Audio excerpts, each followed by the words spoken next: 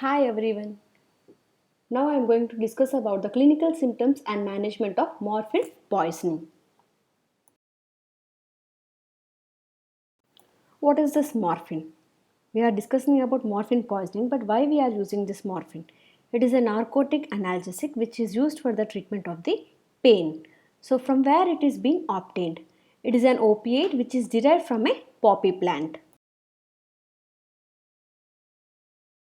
Coming to the physical appearance, this poppy plant is a small herb. Usually it will be 1 meter in height and it has branches from where it will have the flowers. Flowers will be bluish white, purple or white in color, and each plant will have mostly 5 to 8 capsules. These capsules inside this, from this they will have the extraction of a milky fluid, and the toxic part of this plant is the fruit capsule which is in the unripened state.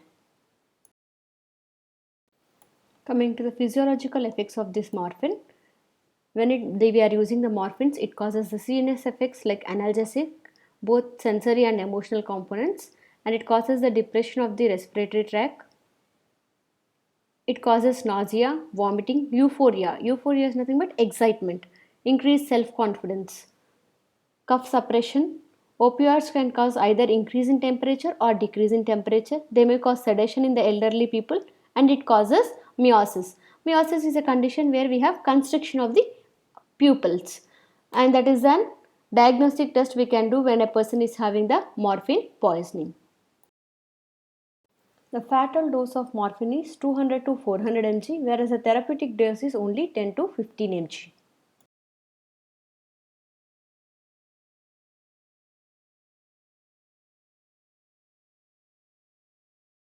Coming to the mechanism of morphine toxicity, generally opiates have three major receptors, mu, kappa, and delta, which are indicated as OP3, nothing but opioid third type of receptors, opioid second and first type of receptors.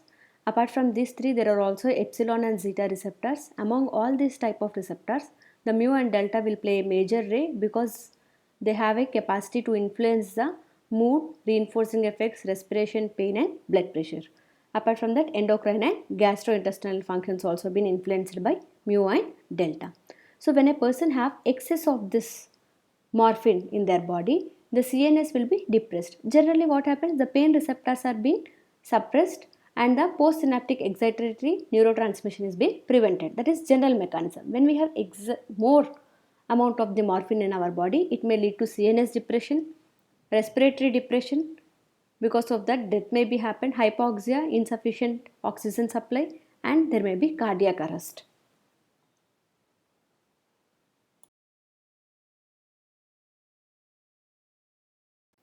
Coming to the adverse effects of morphine, it includes the respiratory depression, vomiting, vertigo, dysphoria, which is dissatisfaction or a state of uneasiness, meiosis is constriction of pupil, constipation, hypotension, urinary retention, pruritus, which is a skin allergy, priapism is a prolonged erection of the penis without the sexual stimulation.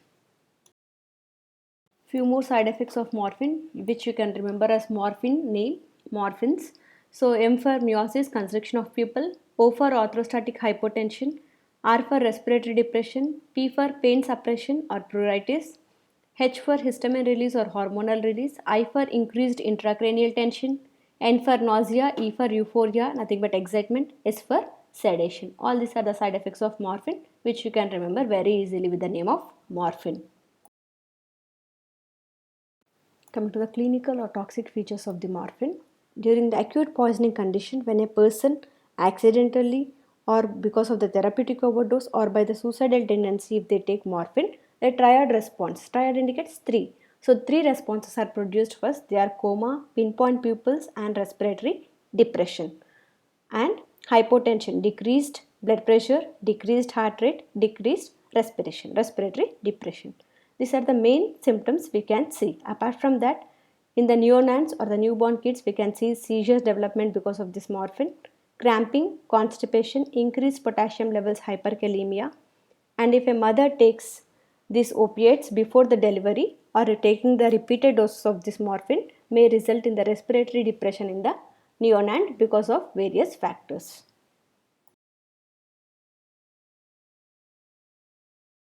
Coming to the symptoms of chronic poisoning condition, when a person is been excessively using addicted for the morphines, then a person will have unusual moods, where they will be depressed, they will have euphoria, and alternatively excitement and depression will be alternate, and they will be withdrawn from the family, society and friends.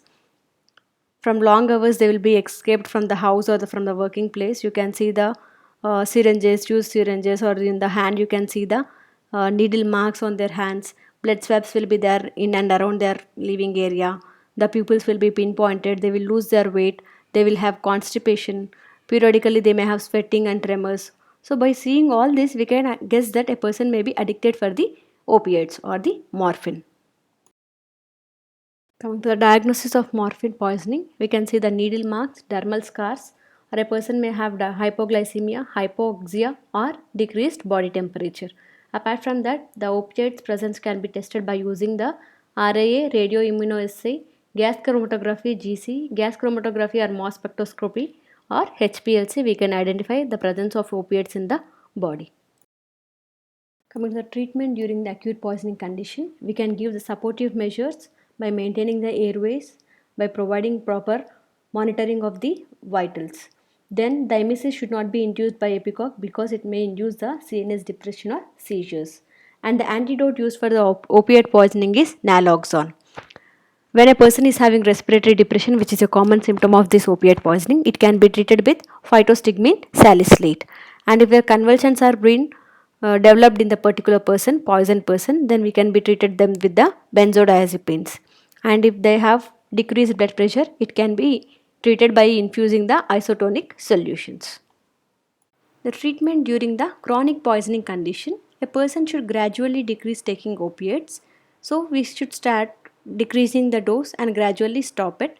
And we can treat them with beta adrenergic blockers to treat the euphoria or anxiety. And during the abdominal cramps, they can be treated with the antispasmodics. Tranquilizers or sedatives can be given, and a patient should be who is addicted, they should go the psychiatric counseling.